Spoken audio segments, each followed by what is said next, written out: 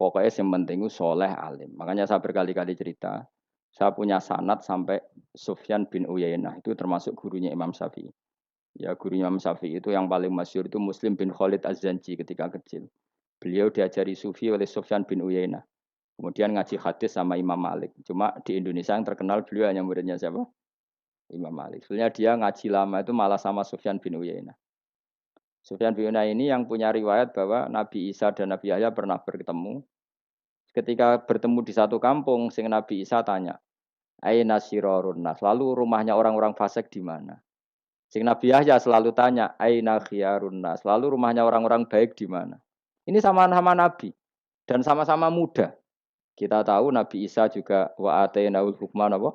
Sobia. Nabi Yahya ya Yahya khudil kitab bi quwwah wa atainaul hukma sobia. Nabi Yahya juga mulai cilik alim. Nabi Isa juga mulai cilik alim wa yukallimun nasa fil mahdi wa kahla. Ini sama-sama orang alim mulai kecil hanya dua itu, Yahya dan siapa? Isa. Itu sezaman. Saya ulang lagi sezaman. Sama-sama anaknya orang keren, Yahya bin Zakaria, anaknya Nabi. Isa bin Maryam adalah wali besar nasabnya. Akhirnya Nabi Isa yang mulai tanya, lima ada tas'al, aina khiyarun nas. Kenapa kamu tanya rumahnya orang-orang baik di mana? Kata Nabi Yahya, kumpul orang soleh itu enak, nyaman. Ya kan nyaman kan kumpul orang soleh, tidak ada narkoba, tidak ada kegaduhan, tidak ada berisik. Terus gantian Nabi Yahya tanya, lima ada tas'al aina sirarun nas. Lalu kenapa Anda tanya di mana rumahnya orang-orang buruk? Terus kata Nabi Isa, anan Nabi, saya ini Nabi, biman zilatit tobib, ibarat dokter, udawil marto. Maka saya mengobati yang sakit. Kalau Anda seorang dokter, nyari sampling penyakit, nyari di endemik daerah penyakit apa daerah sehat? Penyakit. Ya tapi kalau kamu takut ketularan, nyari daerah sehat apa daerah berpenyakit? Itu sama-sama madhab dalam ilmu. Dulu itu ya biasa, perbedaan seperti itu biasa saja. Karena semuanya karena ilmu. Sekarang enggak, kubu sebelah yang ngotot, kubu sebelah ya dalile pokoknya.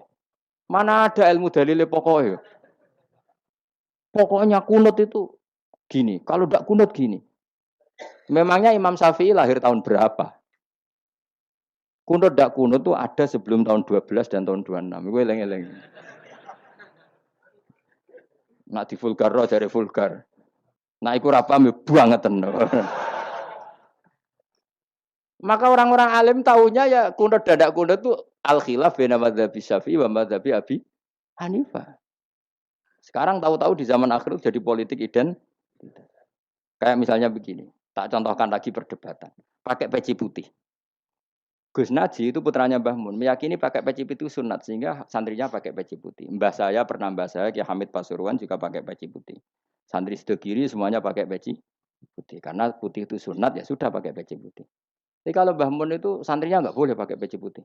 Haram kata beliau. Kata beliau, "Cung kaji ini wong desa-desa nganti adol Tegal, adol sawah.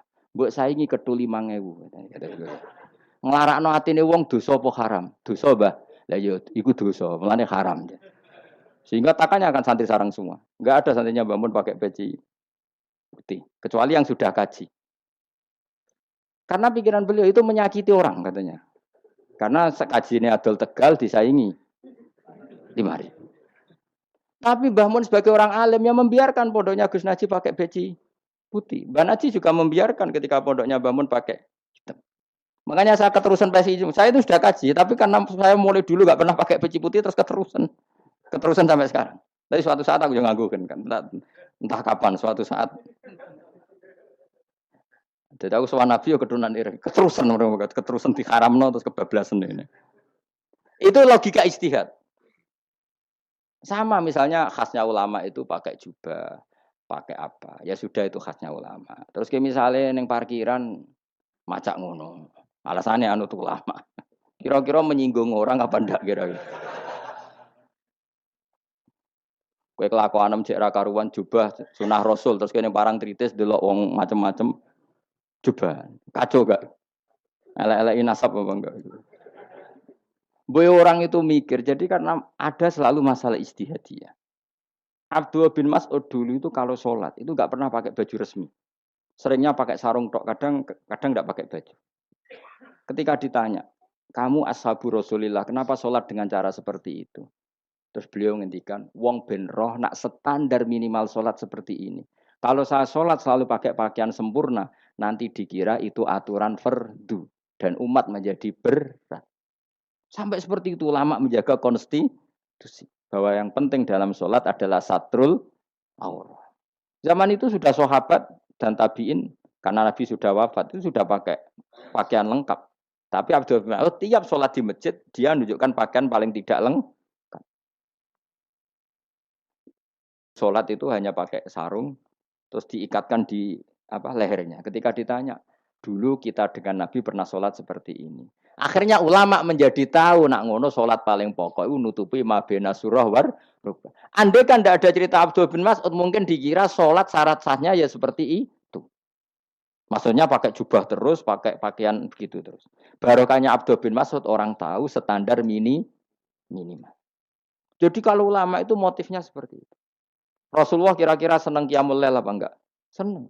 Tapi beliau qiyamul lail di masjid hari keempat, hari kelima sudah tidak keluar ke masjid. Karena Nabi kalau selalu melakukan nanti dikira fardu. Tapi kalau enggak melakukan nanti orang enggak qiyamul lail. Maka Nabi pernah melakukan ya pernah tidak. Ya sudah itu konstitusi dalam tradisi ulama. Jelas ya. Saya sholat di pondok saya sendiri sering jadi makmum. Karena semua kiai sudah jadi imam, nanti dikira syarat sahnya imam itu kiai. Repot, makanya saya tunjukkan kiai juga boleh jadi makmum. Andai kan semua kiai jadi makmum, saya nanti jadi imam. Ya semua ulama mulai dulu tradisinya gitu, karena yang dikatakan fardu kifayah itu kalau sudah ada yang melakukan, yang lain tidak usah. Biar seimbang. Sekarang enggak do geruduk kabeh. Makanya terus kacau. Coba sekarang misalnya gini, andai kan semua orang melakukan kebenaran kesunatan, yaitu misalnya semuanya ambisi iktikaf di masjid. Terus tidak ada orang melakukan kebenaran ngurumat yatim, ngurumat jenazah, ngurumat jalan-jalan raya. Kan kacau. Mergo semuanya satu variasi kebenaran iktikaf di masjid. Yatim sedang do mati, mergo do iktikaf kabeh. Tapi baru kayak ono sing iktikaf ning perapatan, nek ono wong tiba iso nulung, nek ono wong kesasar iso takok. Baru kayak wong sing itikaf ning perapatan. Sayange terus bidung-bidung barang ku sayange. Sajane niat itikaf ku sah. Nawaitul iktikaf linusrati thoriq. Niat ingsun itikaf nulungi dalan ben nak ana wong butuh. Coba sekarang, orang yang kecelakaan, pertolongan emergensi orang yang itikaf di jalan apa yang di masjid? Di jalan, barokahnya banyak itu tim SAR gratis. Umpama do niat soleh kabeh bumine pangeran, sah mbok itikaf. Mulai sesuk gak apa-apa, itikaf ning perapatan. Tapi buktikan kamu tidak berbuat macam atau tulisi relawan orang tersesat. Jadi ajane kebaikan itu ada di mana-mana. Makanya Nabi menyatakan kebaikan orang itikaf ya dikatakan Nabi baik. Orang yang jalan-jalan kemudian ada duri disingkirkan juga disifati Nabi orang baik. Orang yang rumah yatim disifati Nabi orang. Bahkan orang yang hubungan intim dengan istrinya sama Nabi ya disifati orang baik. Sampai sahabat tanya, masa urusan gitu dapat pahala ya Rasulullah? Loh iya, andai kan itu sama orang lain kan malah dosa. Berhubung sama istrinya maka dapat pahala. Kayak apa Nabi ngitung kebaikan sekian banyaknya. Tahu-tahu di zaman akhir kubunya saja yang baik. Ini apa-apaan? Kalau iskal deh. Yo mareni yo tobat deh.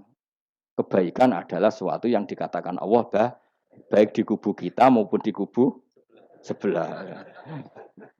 Mau kubu sebelah ya apa saja. Baik di partai kita maupun di partai sebelah. Maupun di ormas kita maupun ormas sebelah. Karena semua kebaikan otoritasnya di Allah Subhanahu.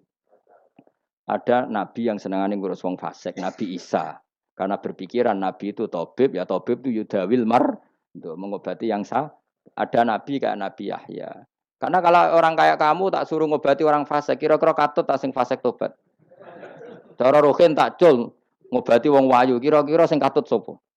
Sing ayu dadi ngaji apa sing ngaji dadi ya ukur dhewe, nek ora kuat niru Nabi Yahya, nek kuat niru Nabi Isa. Tapi kowe ora nabi masalah. Ya sudah yang penting roh ilmunya, bahwa dulu itu biasa. Makanya Sayyidina Abu Bakar jadi wali karena akhlaknya baik. Tapi akhlak baik itu tidak cukup untuk melindungi Rasulullah. Karena ketika Nabi diteror, Abu Bakar tidak bisa berbuat banyak. Sehingga ketika Abu Bakar sudah Islam, Nabi itu masih sembunyi. Sampai ketika lihat Umar gelut di pasar Ukad, dia petarung yang menangan, Nabi berdoa, Allahumma aizal Islam bi Umar. Semoga orang seperti ini itu masuk Islam. Karena ini rapati butuh sopan, ini butuh petarung. Tenan, Umar masuk Islam. Masuk Islam hari pertama sudah Abu Jahal ditotok rumahnya. Kamu lo ganggu Rasulullah Muhammad tak bunuh kamu. Semua orang diparani. Akhirnya bersamaan dengan itu ada khitab fasda bima tu'mar. Akhirnya Nabi berani dakwah secara ala niatan. Barokahnya mantan preman. Jadi kebutuhan Islam banyak. Butuh orang sopan, butuh petarung, butuh macam-macam. Butuh wong lomo, butuh wong fakih sabar itu sakit, ora usah ditambahin. Karena jumlahnya sudah overload yang fakir itu. Itu rasa diproduk sudah masif lah, sudah. Jadi orang kok kalau gede fakir, maksudnya jumlahnya sudah banyak. Jadi itu kayak apa kearifan Rasulullah? Makanya Abu Bakar pertama jadi khalifah. Ketika beliau mau wafat, itu nunjuk Umar jadi khalifah. Padahal beliau wataknya lemah tapi menunjuk orang yang sangat kasar, yaitu Sayyidina. Karena beliau insaf, tidak semua kebaikan terwakili oleh orang berakhlak. Kadang kebaikan terwakili orang yang tegas. Kayak Sayyidina. Kayak apa insafnya para sahabat? Iya toh, kalau di internal akhlak itu baik. Tapi kalau di eksternal ngadepi orang nakal, yang baik itu orang tegas. Coba misalnya ada preman di perapatan. Mau ganggu kiai, itu di santri sopan mau dilo tok. Pusing kan? Tidak di semua antri kayak Rogen mantan preman. Ayo gelut. Oh, mati ora ninggal popo.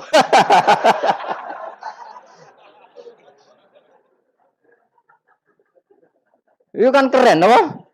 Keren.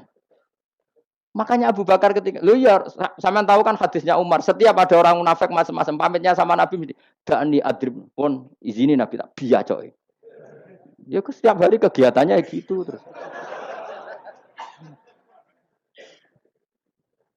Tapi dulu orang itu insaf, Abu Bakar insaf, kelebihannya Umar di situ. Umar insaf, kelebihannya Abu Bakar di. Maka ketika kandidat khalifah, Umar mengangkat Abu Bakar jadi khalifah dan disetujui semua sahabat. Ketika Abu Bakar mau wafat menunjuk Umar dan disetujui semua sahabat. Orang kok Abu Bakar pepe wong alus, golek sing sejenis aku ndak. Karena dulu semua orang itu pakai insaf, pakai kesadaran sing super tinggi, tidak nuruti nafsu. Terus saya andekan ada orang alim sekelas saya kok mau ganti tafsir Jalalain, ganti Gus Fikih yang mendesak Fikih. Terus dia alim enggak masalah ya. Salah dia alim keramat. Pokoknya dia ngerti dalam mahfud nak setingkat aku. Nak roh berarti hok. Karena dulu itu begitu, ulama dulu itu seperti itu. Biasa. Sekarang tuh enggak. Orang itu kalau enggak kelompoknya enggak mesti salah. Abu Bakar itu Raqiqul Qalbi. Raqiqul Hawashi. Riqqatul Qalbi. Tapi beliau justru menunjuk Sayyidina Umar. Karena dia tahu Islam itu musuhnya banyak. Butuh orang tegas. Umar juga tahu bahwa di internal Islam itu butuh riqqatul qalbi. Sehingga beliau hormat sama Abu Bakar. Tak pimpin aku. Wah, bubar kabeh. Tapi dari Abu Bakar, ning jobo aku, kok wong mlete nek ora ono Umar. Sehingga dua beliau saling melengkapi. Dan itu luar biasa. Nah, khilafnya ulama kira-kira seperti itu. Yang peci putih ya silahkan gue iling-ilingan, nak putih itu sunat. Tapi sing ireng, piye-piye kaji desa iku disaingi kedul 5.000 gak terima aja. Yakin deh, Bos. Nah, saya ini mulai kecil di sarang. Tapi mertua saya itu keluarga Pasuruan. Jadi saya ya lucunya saya kalau ngajar di Pasuruan pakai peci hitam. Sebagian santri separuh pakai peci hitam menghormati saya. Sebagian pakai putih menghormati kiainya. Jadi jadi saya lihat ini ya sepanjang sejarah kalau saya ngajar itu jadi warna-warni itu karena tadi saya kaget kok banyak yang pakai baju hitam. Menghormati jenengan yang putih masih banyak separuhan. Ya gak ada yang merencanakan, ya alami saja. Nah, cara sampean bener di putih apa hitam? Putih apa hitam? Bebas. Karena tadi ini masalah nopo istihad. Pun kalau terus nang. Pokoknya sementing wow iman itu sesuatu yang absolut. Maka kita andaikan Allah tidak bikin surga neraka pun kita tetap Sebagaimana kita mengatakan satu tambah satu dua dapat hadiah apa tidak dapat hadiah ya tetap mengatakan dua. Satu tambah satu pasti dua. Subhanallah di mau suci zat khalaqa kang gawe sapa ladi ala azwaja ing pira-pira pasangan ali asnafa tegese pira-pira pasangan kullah sakabehane asnaf. Tak Allah gawe mimma sing perkara tumbi tukang nukulno. Nukulno apa bocor bahasa Indonesia? Menumbuhkan apa al ardi bumi minal hububi sanging pira-pira bebijian wa ghairi halan yani hubub. Wamin anfusihim lan Allah gawe jenis sejodohan itu sangka awak dhewe ne wong akeh. Jadi Allah bikin sesuatu itu berjodoh-jodoh, berpasang-pasangan. Termasuk manusia juga berpasang-pasangan. Minat zukuri sing pira-pira lanang walinasilan pira-pira wedok, wa mimalan sing perkara layak lamun kang ora ngerti sapa wong akeh. Maksudnya zaman belum ditemukan listrik misalnya atau belum ditemukan apa saja yang zaman itu enggak ada. Allah ngendikannya gini, Maha suci zat yang bikin tumbuhan, bikin hewan semuanya berpasang-pasangan, termasuk manusia juga berpasang-pasang. Dan Allah juga bikin berpasang-pasangan dari sesuatu yang sekarang belum dikenal di era itu. Jadinya wa mimma layak lamun. Ya era itu misalnya enggak ada listrik, tapi setelah ada listrik ya sama, ada plus, ada minus. Jadi sama, tetap polanya asal selain Allah itu pasti berpasang. Meskipun sesuatu itu sekarang belum dikenal. Kayak zaman dulu kan belum ada listrik. Tapi setelah ditemukan listrik juga ada plus, ada minus. Itu jenis wa mimma layak lamun. Dan dari sesuatu yang kamu tidak tahu. Minal makhlukati saya pura makhluk al ajibati kang gawakno al horibati kang aneh atau kang longko alam wa ayatul mulai.